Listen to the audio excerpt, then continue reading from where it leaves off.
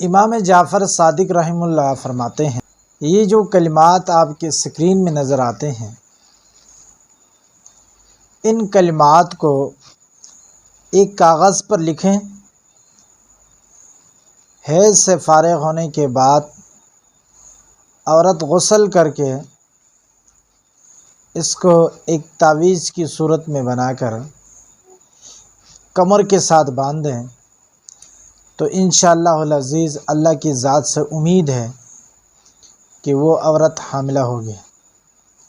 ایسے ہی اگر یہ تعویذ بنا کر اس درخت کے اوپر باندھ دیں جس درخت میں پھل نہیں آتے ہیں تو انشاءاللہ اس درخت پر پھل بھی آئیں گے۔